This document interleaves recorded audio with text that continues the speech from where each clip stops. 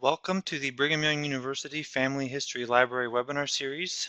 You may use the chat box for any questions, and if we cannot answer your question during the presentation, we will answer them at the end. My name is Braden Knudsen. I will be your host for this webinar. Today we will be pleased to hear from Milan Pohontsch, who will be speaking on German record sources. Milan Pohontsch is a native German who resides in Orem, Utah with his family. He grew up speaking both German and Wendish, the language of a small Slavic minority in southeast Germany. He was raised in former East Germany in a conservative Catholic family and would have become a Catholic priest had circumstances not prevented it. Experiencing the hardships of being an active Christian under government-ordered Marxist doctrines, he faced various challenges and has many stories to share. Milan joined the Church of Jesus Christ of Latter-day Saints in Germany and became the first LDS Wend. He currently works in BYU's Harold B. Lee Library and is accredited in German genealogical research. Genealogy, which he calls the only addiction approved by his stake president, became part of his life when he was 14. He now presents various lectures and keynote speeches at genealogical conventions and church functions, and he conducts annual research in parishes and archives in Germany. For 18 months, he served a part-time mission at the church office building in Salt Lake City, cataloging microfilms of parishes in Slovakia and Hungary. He currently serves as a genealogical consultant at his stake Family History Center and is a stake high counselor. Milan also has a passion for history and carpentry. In his early professional career, he restored Catholic churches as a carpenter. He also holds 2 engineering degrees from German universities and a librarian degree from the University of North Texas. He is able to communicate in a handful of languages. He is the co-author of a Wendish lineage book and has also translated a book and several documentaries from Wendish into English.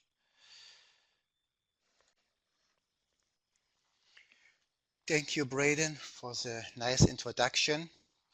Welcome to our webinar about printed sources for German research.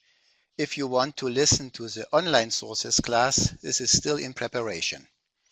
We will concentrate in this hour mostly on sources that are paper-based or otherwise tangible. Often I will need to mention a website, but only if you need to access the printed sources through that specific website. This lesson is more about providing ideas where to search and show what is available. There is a syllabus available which you can download. You will probably need this if you don't want to memorize everything I say here today. After this class, I definitely want you to know more about sources than this little fellow here. We will talk about where to find sources that could contain your ancestor's name. We will look into the different record types.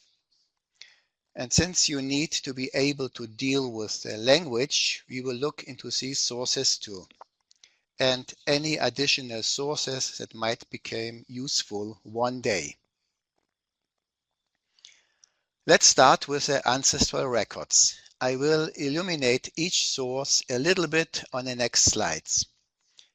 Microfilm and sometimes microfiche can be the only source available of an original book here in the United States. To find the correct film or fiche for your ancestry, you will need to use the Family Search website. Printed publications are a great source since others already did the sometimes difficult extractions. Genealogical societies collect material about a specific area or subject. Many researchers publish their work as a book. Often local libraries and sometimes the Family History Library in Salt Lake City or the BYU Library receive a copy of it. Parishes have one of the most desirable records, the ecclesiastical records. Most archives have microfilms or microfiche of specific records of genealogical interest. The useful German newspapers are archived, but usually not available to the public unless you are at the archive in Germany. And therefore this is not very useful here, and we will not talk about it. Microfilm numbers, or to a much less degree microfiche numbers, you will find on a family search website when you go to the catalog. So search for the place name and find the films you need.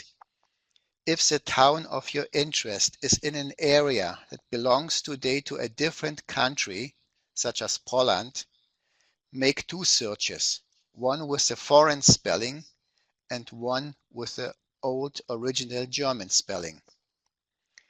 The place name database on Family Search is good but not perfect. Keep this in mind. When you found your film number and the resulting number starts with a 6 and has 6 digits, it's a microfiche and not a microfilm. The library still have a few fiche readers too. At the Family History Library, parish records are always on microfilm. Only books are on fiche, but several books are also on microfilm.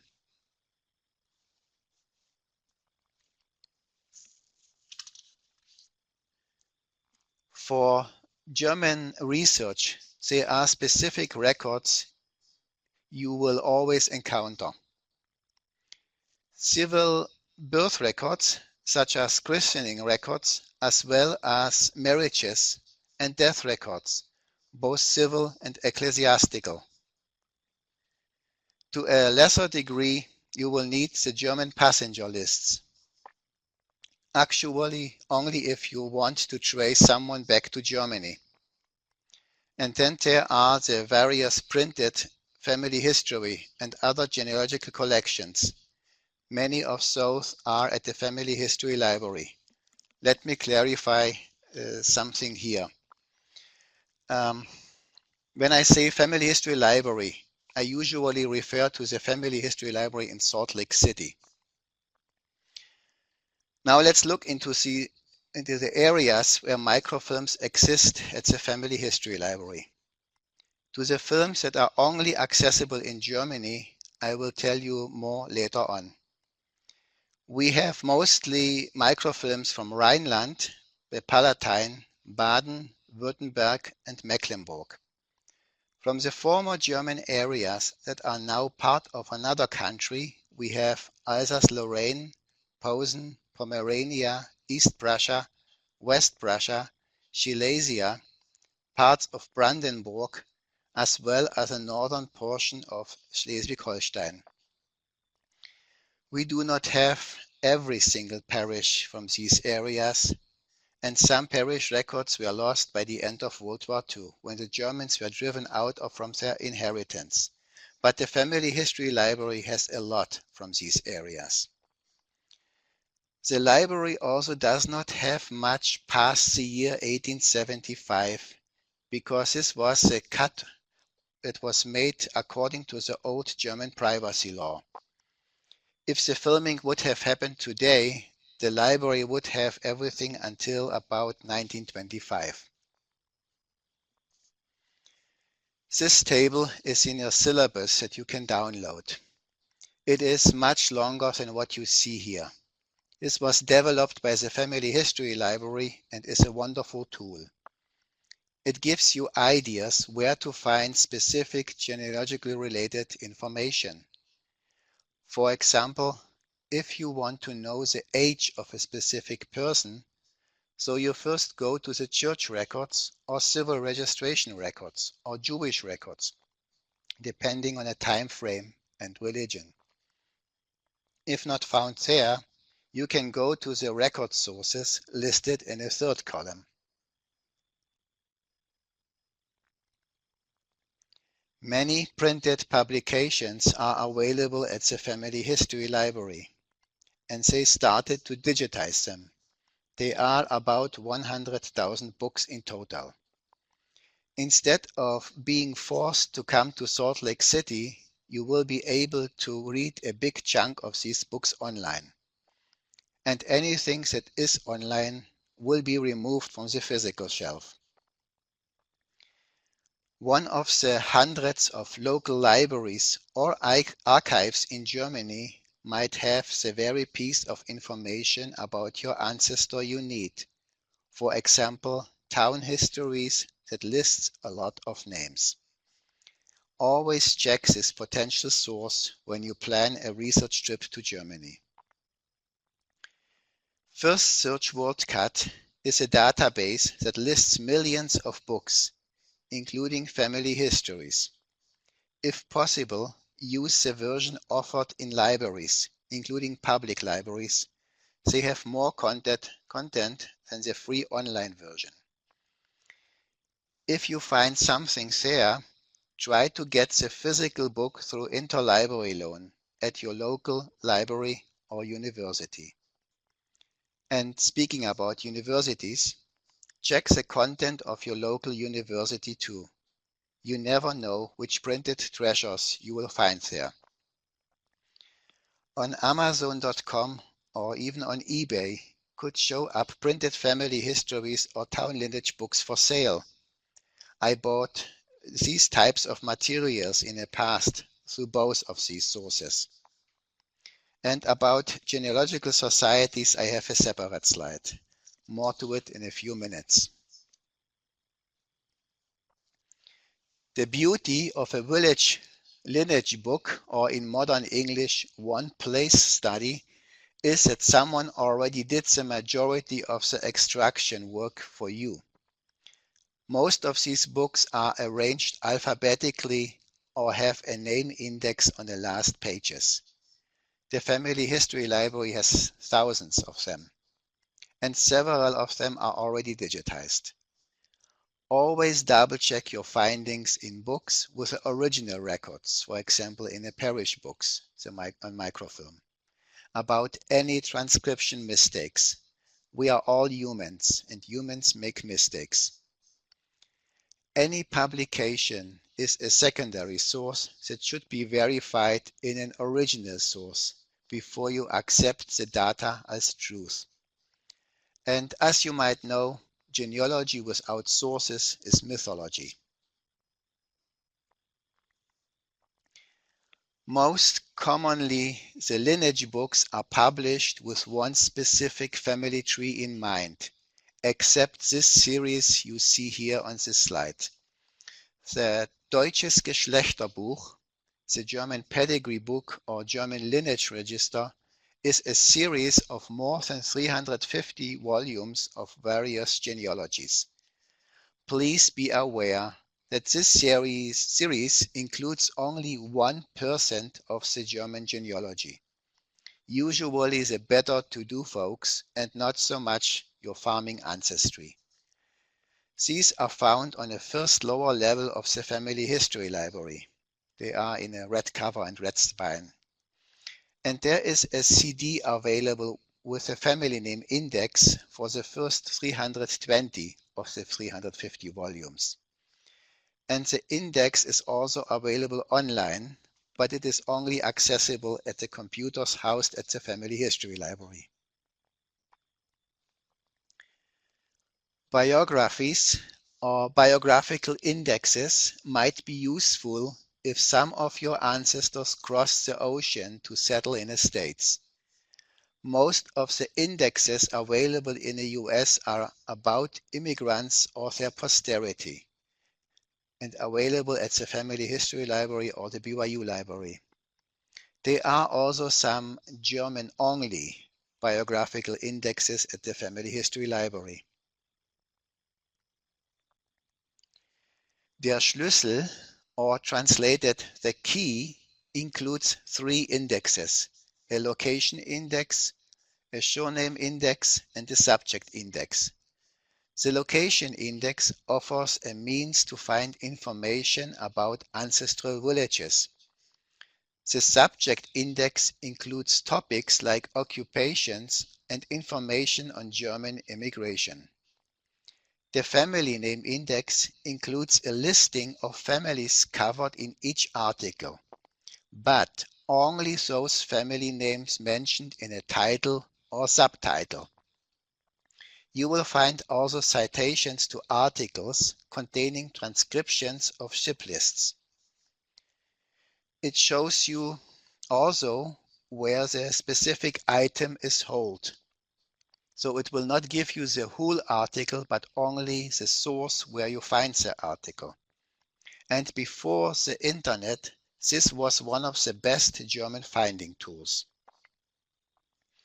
Der Schlüssel is found at the Family History Library and 7 other locations here in the States.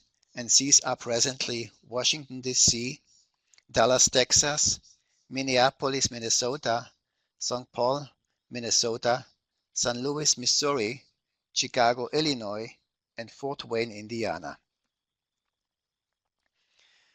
The publication Familiengeschichtliche Quellen is another source that lists many family history-related sources. Here is a promised slide about genealogical societies. There are hundreds of them, mostly covering their local areas. Even though you need to access the internet to investigate the source, many of them have a library connected where you can buy physical books. Or if not buy, you at least have the title, and then you can find other sources how to get your hands on it, like the interlibrary service. The most important genealogical societies are listed in a syllabus, but don't rely solemnly on this list. Always check about additional possibilities on the web. New genealogical societies are founded all the time and web addresses change. But as said, look for books they might offer. There are several different types of archives. Archives that store ecclesiastical records either as originals or as a film or fiche. These archives are the places that hold the records that we might not have in Salt Lake City or at your local family history library. Some are in a process of going online, such as the Lutheran Archives of Germany. Some just start to microfilm the records, and some have not done anything yet to preserve these old parish records. For the places that have not done anything yet, it is necessary to visit the parish and look into the original books. The parish addresses are best found on the internet or the German online phone book. There are also different state archives holding different types of records, and most archives will have a search mask on their website. Civil registry offices have every person born in Germany since at least 1876, and some go back to the early 1800s, but more to civil registry later on. Since in Bohemia, Moravia, as well as in Silesia and in other parts that are in Poland today, lived a lot of Germans, you will find a lot of German records in these foreign archives too. The Czech archives go online, and Poland moves into the right direction to make its content available. If you do not find the ancestral town name listed in Family Search or a church archive, use a gazetteer to find the responsible parish. Use the map gazetteer shown in the upper left corner, also called the Hansen gazetteer. It will tell you which parish covered the little village of your ancestors. It exists for Lutheran and Catholic parishes. Then look up the address of the parish in an online phone book, which is free of charge, or on Google. If you plan to visit a parish to look into their records, make an appointment at least 4 weeks prior to your visit and send them a reminder a few days before your visit. And if you visit an archive, it depends on where you go. For example, the Lutheran Magdeburg archive desires a half year of notice if you want a microfiche reader with a printer. For other archive is maybe a quarter year enough. Now let's go to the German record types. The first three that are those accessed most of the time to find your ancestry. I sorted this page alphabetically and you have the complete list in your syllabus. The estimated years on the right depend on the area you are searching in. Some areas started as early as it is here. Some areas started hundreds of years later. The list is not complete, but those not listed here you will likely find or likely never consult. You will find a complete list of all the possible German record types on the Family Search wiki page. Let me say something to the German civil registration records. There were made a few civil registration attempts in a few selected cities in the 1400s, mostly for military and tax purposes. And you might find entries there like Johann der Schmied, which is John the Smith, or Gottlob the Miller, but usually no family names. And then Napoleon Bonaparte swept over Europe and he thought, let's bring some more order into the occupied areas. I need to know how many potential soldiers I will have. So Alsace-Lorraine started civil registration, in French of course, in 1792. When Napoleon was dethroned, most formerly occupied areas in Germany stopped civil registration, much to the dismay of future genealogists. The first German-wide civil registration happened in 1876. Recorded were births, marriages, and death. Some even recorded marriage announcements. Because of the old privacy law in Germany, there are not many civil records available on microfilm past 1876. Those you have to request in Germany. Or go to Ancestry.com, who publish some of these online. If you need to write to Germany, write to the local civil registry office. They will either send you a certified copy or forward the letter to the local archive. You really don't know where the originals are stored. It really depends how much storage space the individual civil registry office has. And yes, request only a few records at a time. Otherwise, they might not send you anything. And if you request the records, please mention your relationship to the requested records, such as, I am the great-great-granddaughter of Martha Miller, whose death record I request. Just in a simple and easy way. You don't need to prove anything to them as long as the record is for a person who is dead at least since 1945. Since in the States the census records play a major role in a research, let me mention the German census records here. There are no general census records as we have it here in the States. Germany had the civil registry and the move-in and move-out records. And the last one are not accessible to genealogists, at least not easily. Census records were taken only in Schleswig-Holstein, and the majority of them while this area was under Danish rule. You see on a slide the years in which the censuses were taken. Only for the 1819 census exists a name index, but often you will see only patronymic names, even though the usage of patronymic family names was banished at that time. The census records have only a few general information.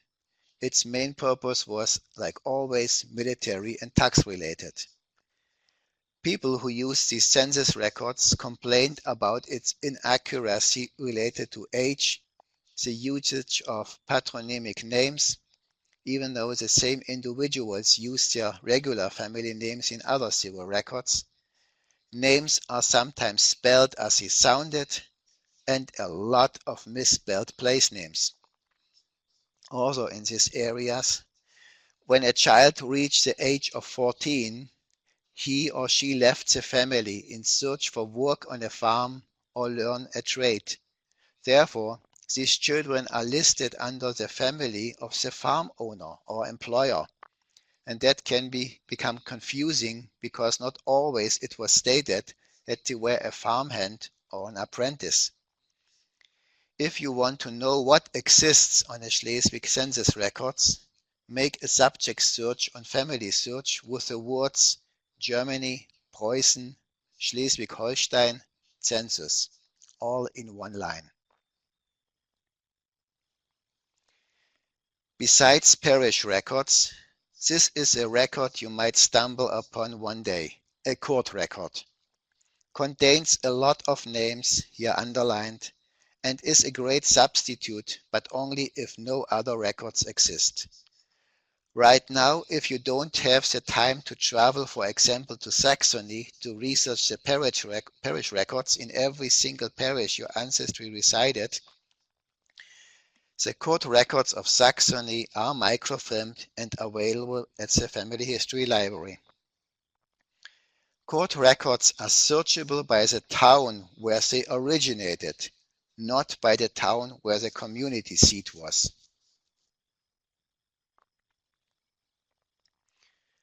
On some occasions, I teach a full hour solemnly on emigration and immigration, so let's squeeze it into one slide. Migration information you might find on passenger lists, on a permission to emigrate, and on a passport issued. There are a few additional record types with this information, but impossible to access unless you have a lot of time and you are living in Germany. Many people relied on chain migration, which is one family emigrated to a specific area, they worked and sent money back to Germany so that the next people could come, then they worked together and sent more money over until all who wanted to come are in a new country.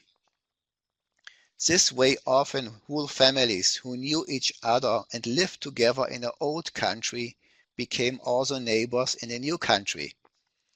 This is one way to trace a town of origin if your ancestor, if you do not know that information yet. Often those who got sponsored worked at the farms of those who sponsored them until the debt was paid, or if they did not have someone, they were auctions on a market square almost like slaves. As you can see, most Germans travel to the States through Bremen. Unfortunately, Bremen destroyed a lot of passenger lists. They needed shelving space. But there is a rule of thumb. Before the 1860s, if someone was from an area that belongs today to Germany, he most likely used Bremen. If he or she was from Silesia, East or West Prussia and Pomerania, then most likely Hamburg was used. And check also the dozens of books at the international floor of the Family History Library with extracted names of passengers. Also be aware of any name variations found in these lists. I found the craziest spellings. Of the language-related sources, you might need sometimes one or more of the following sources: various German and Latin dictionaries, dictionaries for local dialects, and the German thesaurus. Let's look at all these sources a little bit closer. Dictionaries are an important tool. Many are in the meantime online, but it is always a good idea to have a printed backup. I personally don't have the general dictionaries at home. For the general stuff, I use the online version. What I do have are specialized dictionaries and dictionaries containing old or dying words. The same applies to a good Latin dictionary. The general version you will find online, but for the church-related words, a good genealogical dictionary is a necessity. In many areas of Germany, Austria, and Switzerland, parish records were kept in the Latin language. For the most part, those parishes that recorded in Latin were Catholic.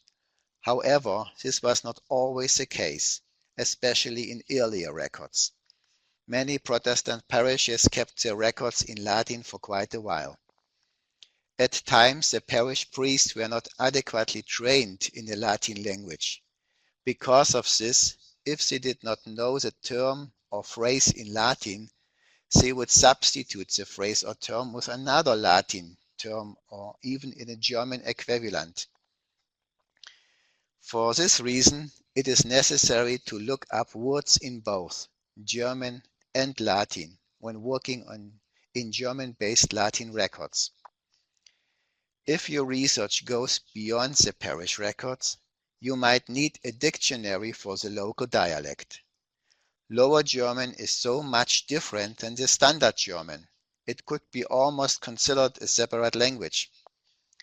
Dictionaries for local dialects are preferably printed and have not always found its way into the internet.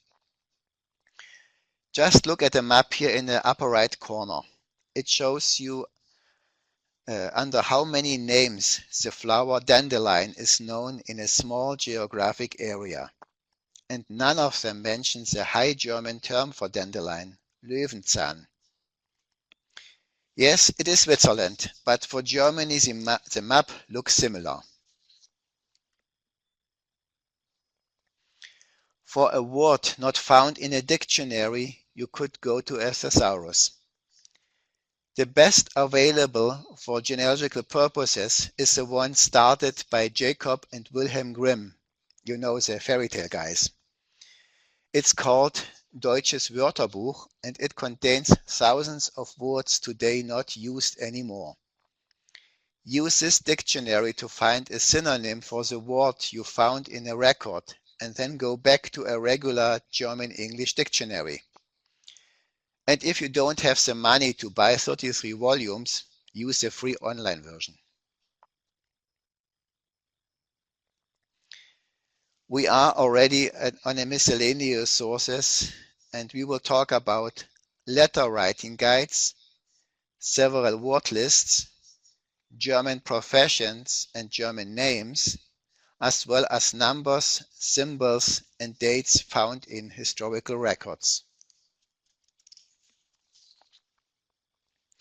You did the search and realized the records are only available at the local parish in Germany and you don't have the money to fly over there. So you need to write a letter to request records. To a parish, I urge you to write in German, because there is no obligation for the parish priest to answer. And a letter in German has a 4 times higher chance to be answered. Archives usually do answer, and archives as well as civil registry offices can be contacted in English. Offer to pay for the service, but do not include money.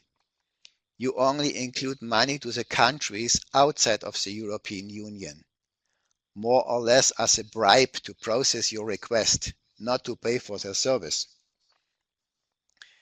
In your letters, be always formal and use a very friendly, almost begging undertone. Always address someone as Mr. or Mrs. and never use first names. Sign your letter with your first and family name. If a parish has an email address listed, use it and contact them by email. And always include your postal address, even if it's an email. The Family History Library had printed letter writing guides, but since they put it on Family Search Wiki, these printed copies disappeared about 6 years ago. If you need to send money to Germany to pay an archive, a parish, or a private person, I would suggest to use xoom.com, also xoom.com, and not your bank.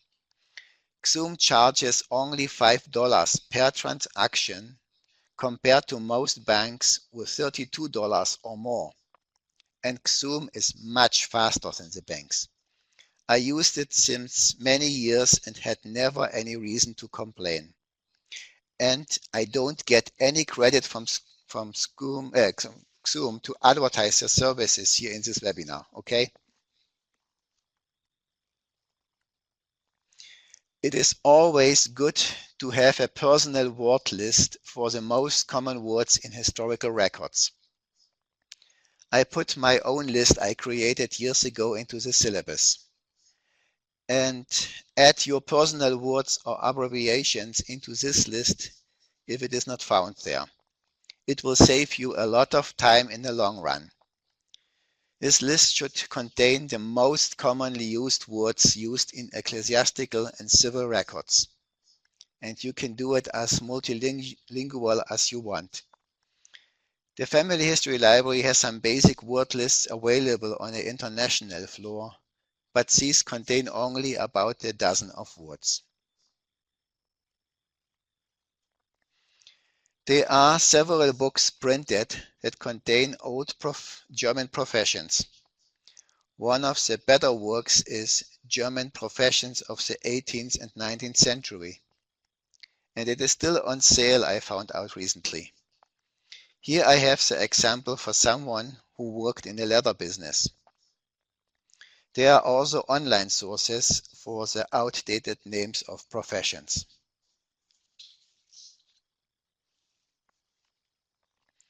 If your ancestral family suddenly disappears, but you are sure the family lived there for several additional generations in this parish, it could have its reason in a fashion to Latinize German surnames, especially in Catholic parish records. On this slide, just a few examples. The real list contains hundreds of names. The same problem can occur if you are searching in Germany in areas partially settled by Slavic minorities, such as Eastern Saxony and the Wendland near Hanover. Many Slavic names were either translated into German or a German spelling was applied to the Slavic name. As you can see on the first two examples in the lower part of the slide, the Germanization also applied to first names.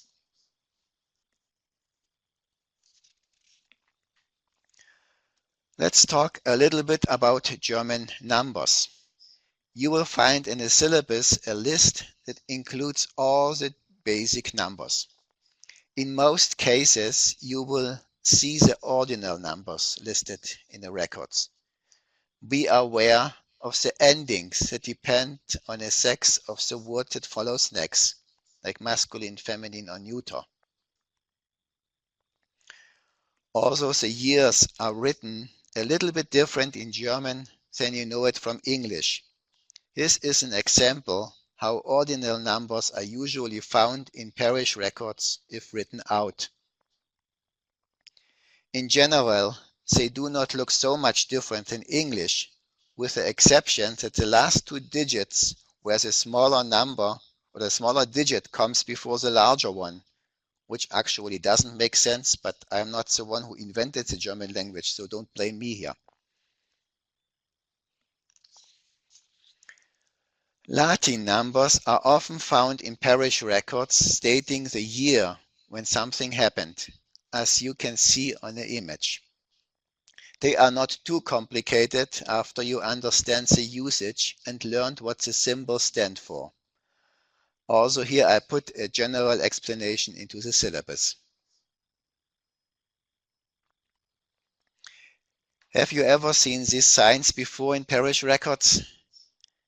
If you have not known them before, now you do.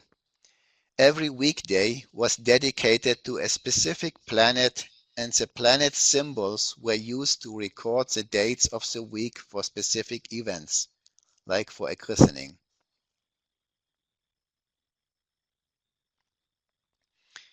You very likely know these general symbols, but just to make this complete, here they are. Two of them, birth and death, each of us has to experience. The rest is optional. And you will find this table also in a syllabus. Through the German history, several names of the months were used. You have these in your syllabus. To have this list handy can save you a lot of background research time. The Jänner for January is still used today in Austria and parts of Switzerland. The last topic for today is the conversion between the former Julian to the modern Gregorian calendar. Introduced in 1583 to correct the difference in a season's cost by a wrong calculation of days during the Julian calendar. There were quite a few uproars when this was introduced, because the people had 11 days less for working, but still had to pay the same amount of taxes as if there were indeed 11 additional days. I guess the greed of governments did not change the past 450 years. Some parts of Germany introduced this earlier, some later. Some switched back and forth every time when the king or duke switched religion, since it also depended on the religion on which day your ancestor was born. Usually, you record a date into your pedigree file as it is found in the records, and do not worry about the rest. For those that want to know the very exact date, use this book found at the Family History Library. So we are at the end of our presentation about the printed sources for German research. Well, you have now the chance to ask me a few questions. Are there any? I don't see anything right now.